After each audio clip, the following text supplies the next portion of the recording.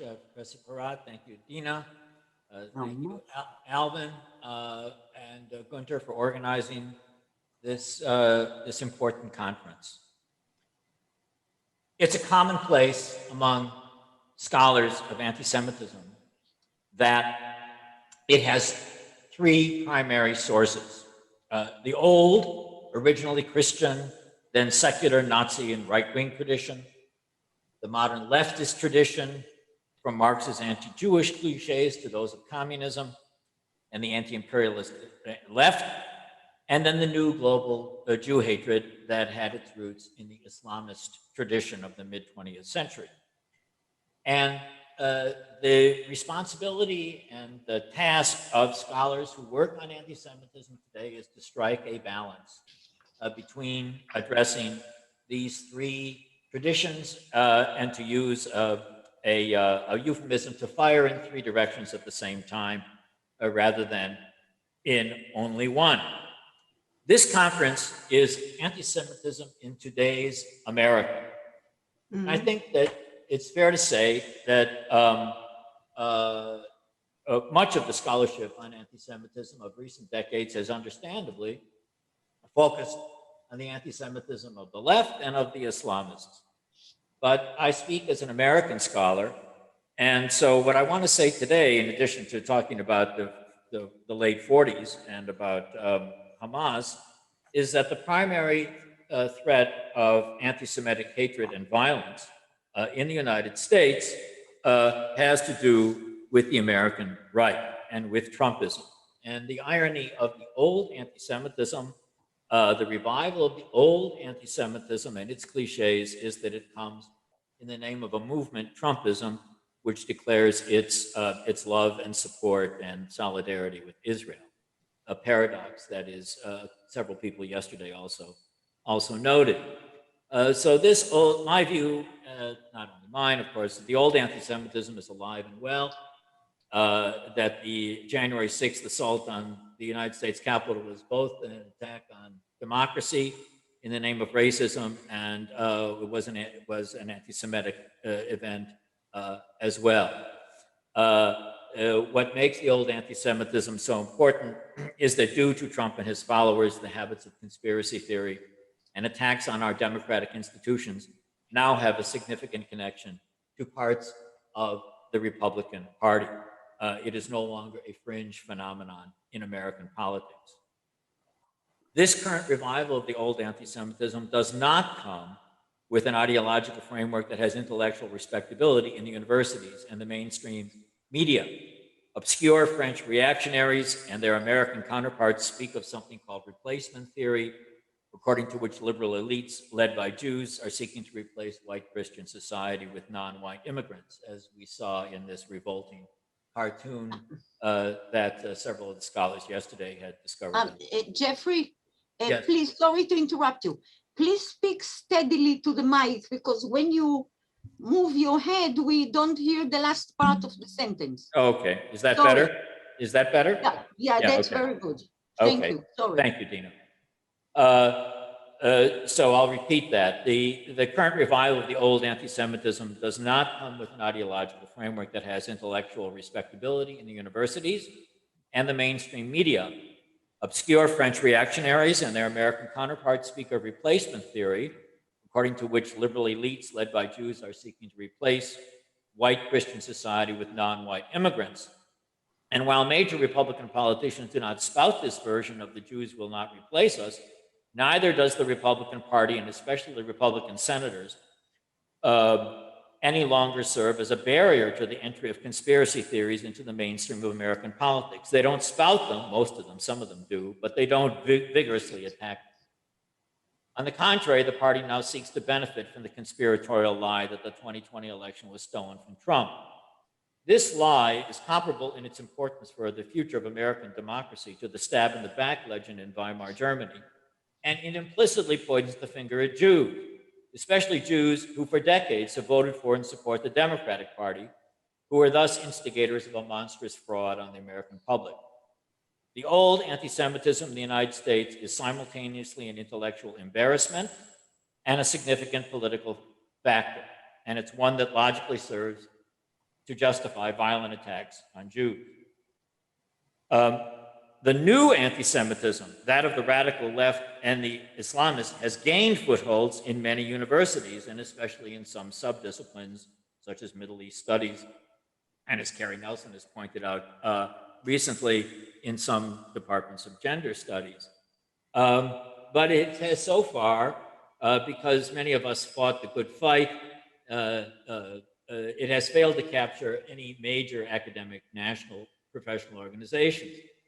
BDS campaigns have won some victories through the logic of collective action, of organized minorities in student governments.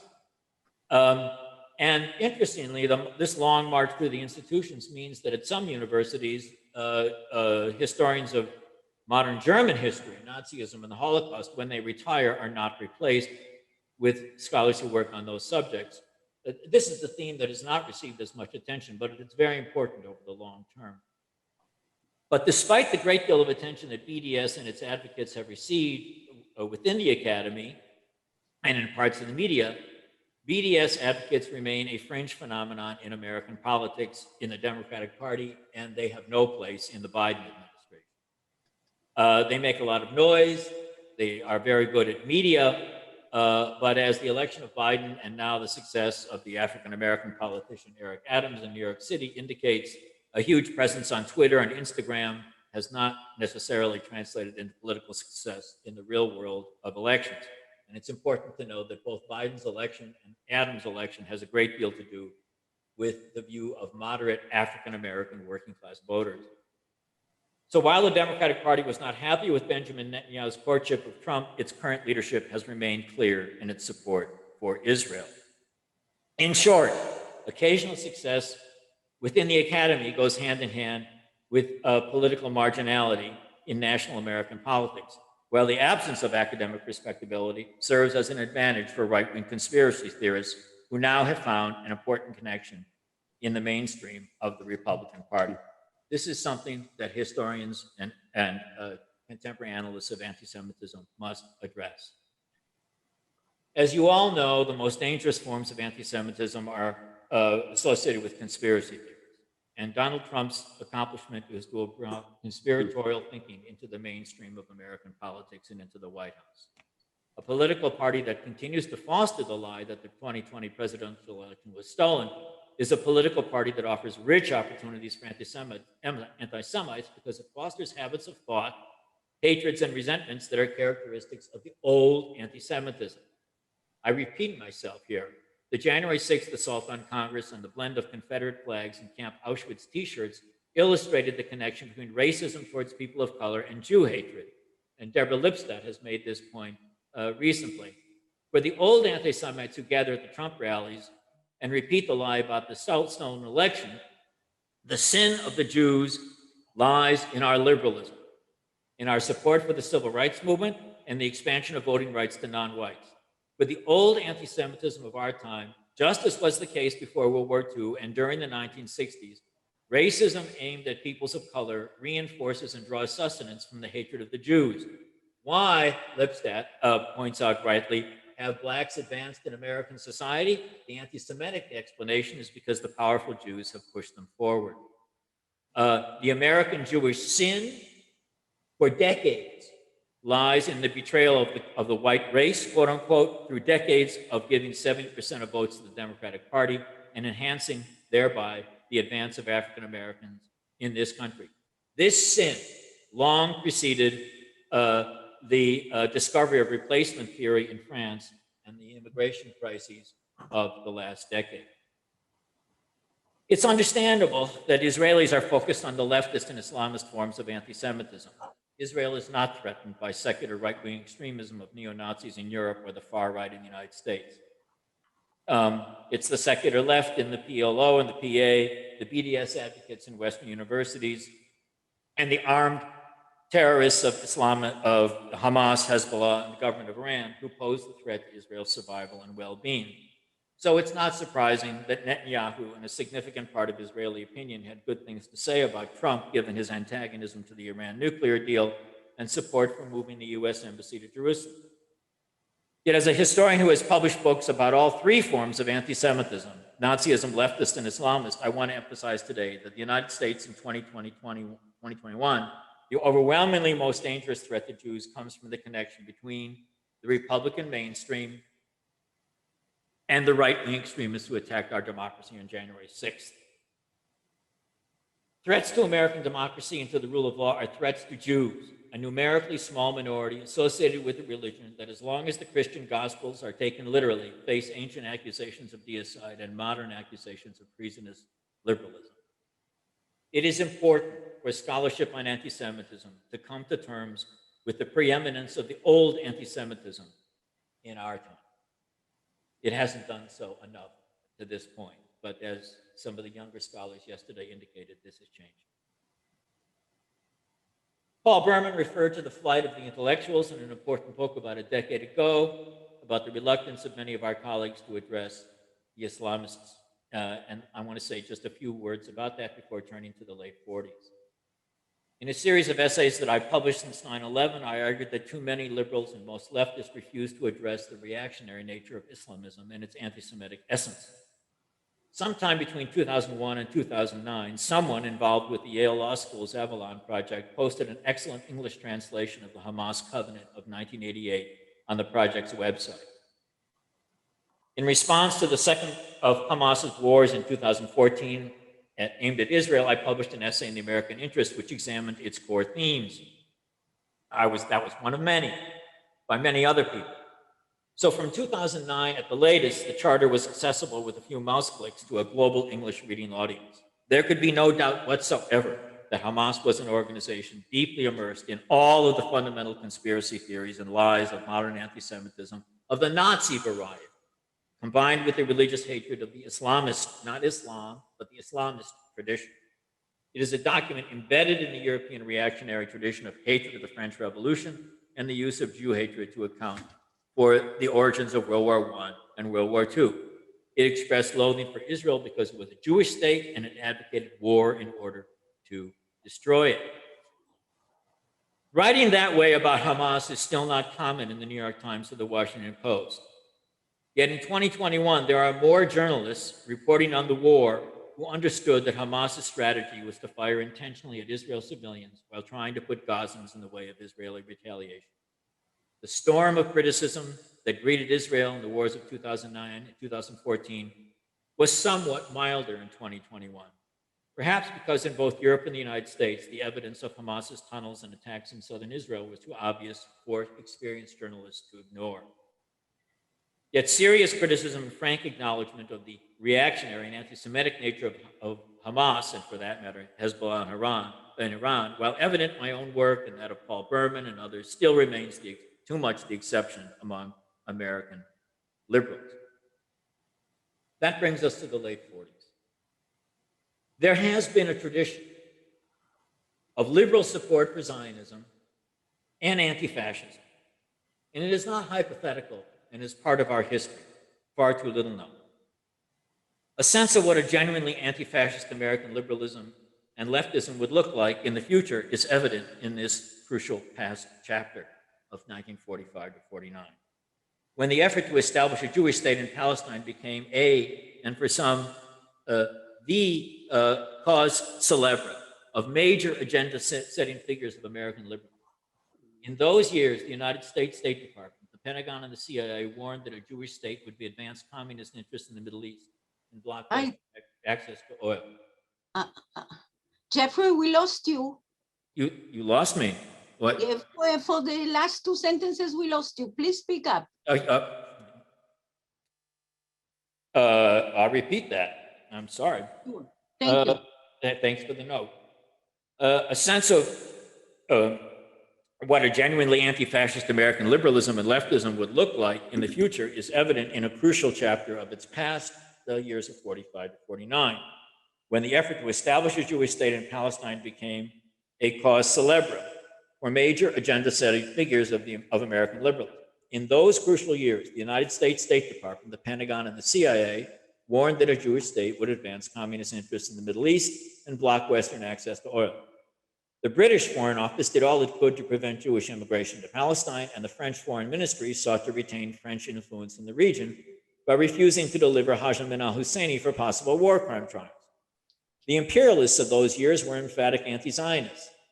In those very same years, the passionate case for the Zionist project and against the Nazi collaborationist leadership of the Arab High Committee was made by, among others, Senator Robert Wagner, a champion of organized labor and the New Deal, Congressman Emanuel Seller, a critic of racist immigration policies, Frida Kirchway, the editor of the left liberal The Nation magazine, I.F. Stone, probably the most famous American leftist journalist at the time, Sumner Welles, the former Undersecretary of State in the Roosevelt administration, Joseph Schechtman, and a man some of you may have heard of, Benzi and Netanyahu,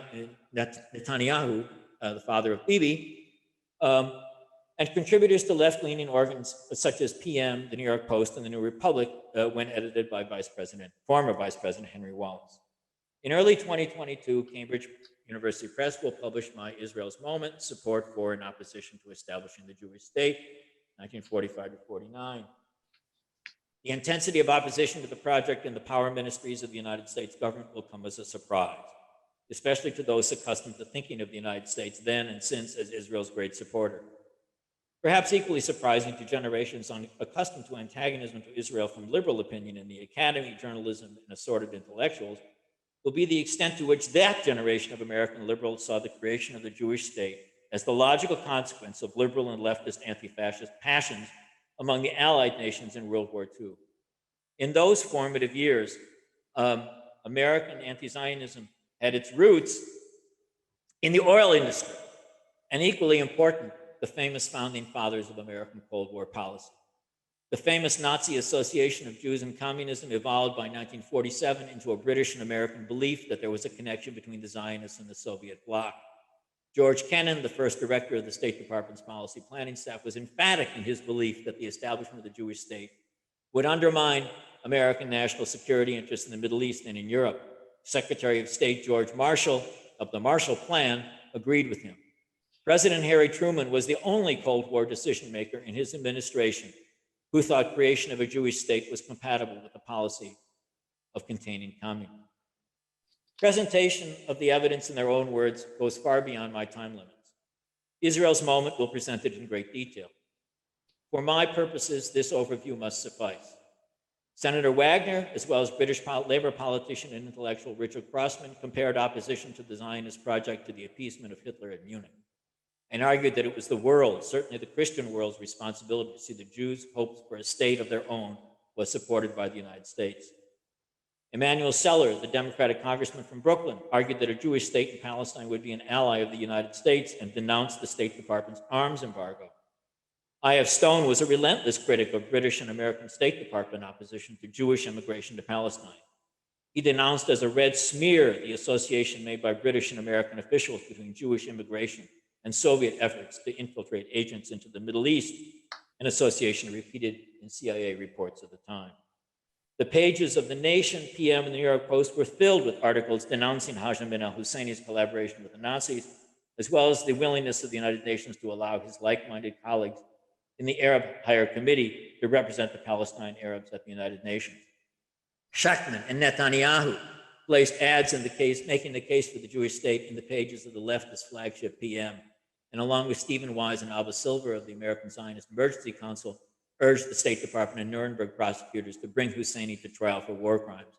Sumner Welles evoked the spirit of Roosevelt's New Deal and his leadership in World War II, and criticized his former State Department colleagues for failure to resist the pressures of the Arab rejectionists, who he and other liberals noted had not supported the Allies in the war against the Nazis. Alas, the valiant efforts of these many liberals were not successful, evidence of the relative absence of Jewish political power.